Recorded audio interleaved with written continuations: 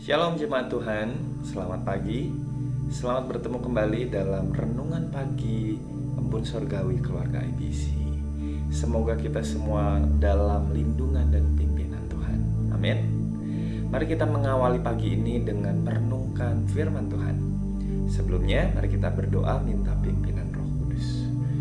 Tuhan yang baik, Allah yang begitu mengasihi kami, selamat pagi Bapa. Terima kasih Tuhan. Pagi ini kami bisa bangun pagi dengan keadaan yang baik. Kami mensyukuri semua hal yang baik dalam hidup kami datangnya daripada Tuhan. Dan kami mau menerima renungan pagi hari ini yang kiranya akan menuntun langkah kaki kami untuk semakin mengenal kasih Tuhan dalam hidup kami. Berbicaralah pada kami siap mendengar dan menjadi pelaku firman. Renungan pagi ini berjudul Belajar Mengampuni. Nats firman Tuhan pagi ini diambil dari Matius 6 ayat 12 yang mengatakan, "Dan ampunilah kami akan kesalahan kami seperti kami juga mengampuni orang yang bersalah kepada kami." Saudara, mengampuni bagi banyak orang bukanlah suatu perkara yang mudah. Ketika kita disakiti, dikecewakan, difitnah, dan sebagainya, seringkali bagi kita melepaskan pengampunan terasa begitu berat. Betul?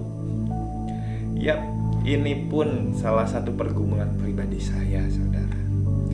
Namun bagi orang percaya, tahukah saudara bahwa seperti yang tertulis dalam firman Tuhan, pedoman hidup kita sebagai orang yang percaya, mengampuni adalah sebuah keharusan.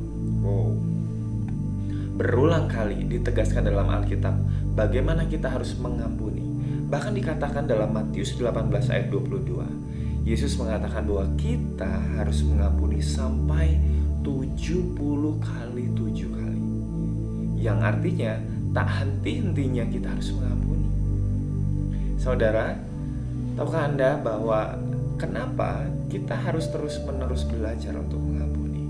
Yang pertama, kenapa kita mengampuni? Karena kesalahan kita sudah diampuni. Firman Tuhan mengatakan kita mengasihi karena Allah lebih dahulu mengasihi kita. Allah mengasihi kita bahkan ketika kita masih berdosa dan saat kita masih seteru atau musuhnya Tuhan. Melepaskan pengampunan bukan hanya berdampak pada pribadi kita sendiri, namun hubungan kita dengan Tuhan. Artinya, jika kita sudah mengalami dan merasakan pengampunan dari Allah, maka kita pun bisa belajar meneladani kasih-Nya untuk mengampuni kesalahan orang-orang lain kepada kita. Kesalahan itu ibarat seperti hutang, saudara. Surat hutang alias kesalahan kita sudah ditebus, dibayar lunas oleh Tuhan Yesus. Ia sudah tidak memperhitungkan kesalahan kita. Artinya, Dia sudah mengampuni kesalahan kita. Lantas, kenapa kita masih mengingat-ingat hutang orang lain atau kesalahan orang lain yang jika ditimbang, kesalahan orang itu tidak sebesar kesalahan atau dosa kita yang tak terbayarkan kepada Tuhan? Alasan berikutnya, kenapa sih kita harus terus-menerus belajar untuk mengampuni? Alasan berikutnya adalah, tahukah saudara, ada perasaan lega, ada sukacita, ada damai sejahtera yang Tuhan berikan ketika kita melepaskan pengampunan. Ketika kita mengampuni, hidup kita akan terasa begitu bebas. Tiada yang membebani. Urusan kita dengan pribadi kita dan orang lain sudah beres. Tidak ada yang menghalangi sukacita kita. Berbeda dengan orang yang masih berkutat untuk terus memikirkan kesalahan-kesalahan orang. Segala akar pahit pasti bisa dipatahkan jika kita sudah menerima pengampunan dari Tuhan. Amin. Saudara, tahukah Anda, menyimpan kesalahan orang lain, dendam, dengki, itu sama halnya kita sedang menyimpan sampah di dalam diri kita. Sampah itu kotor, sampah itu sumber penyakit. Jadi sebaiknya dibuang, bukan disimpan.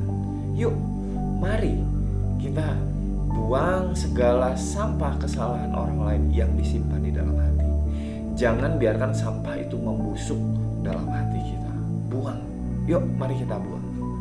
Mari kita terus belajar berjuang untuk mengampuni. Ya, lepaskan pengampunan dan rasakan adanya kelegaan. Tuhan Yesus memberkati kita senantiasa.